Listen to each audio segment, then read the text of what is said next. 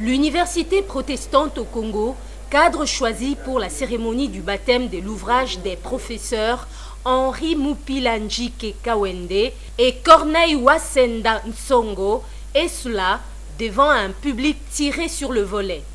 Le code de la famille modifié, complété et annoté, c'est le titre de l'ouvrage qui vient faciliter la compréhension de la loi du 1er août 1987 portant Code de la famille sur les exposés généraux et des commentaires analytiques des articles malgré sa modification 30 ans après.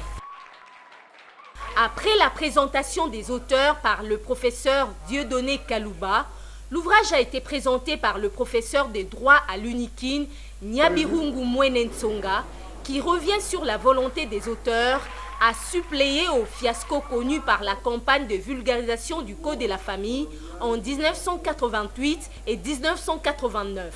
637 pages, plus de 10 ans de recherche, le chef-d'œuvre a été baptisé par la doyenne de la faculté de droit de l'UNIKIN, Marie-Thérèse Kengengomba. Au nom de la science, je souhaite longue vie. Je souhaite même d'affronter une nouvelle édition.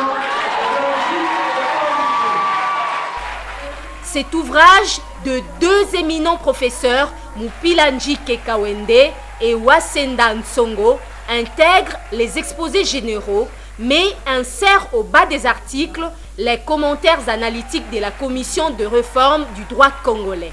Les auteurs nous expliquent ou nous donnent les fondements philosophiques, sociologiques et constitutionnels du Code de la famille. Philosophique par le recours à l'authenticité. Sociologique par la mise en valeur du sens communautaire, du sens familial et de la générosité. Constitutionnel par cette disposition qui affirme que la famille, cellule de base de la communauté humaine, est organisée de manière à assurer son unité, sa stabilité et sa protection. Le grand mérite de l'ouvrage est d'avoir pu, au-delà des dispositions du Code de la famille, mettre la main sur les exposés généraux et les commentaires analytiques des articles du Code et de les insérer chaque fois au bon endroit, permettant ainsi d'accéder non seulement à la lettre, mais aussi à l'intention du législateur. Je félicite les auteurs pour avoir révisité d'autres articles qui nous posaient problème.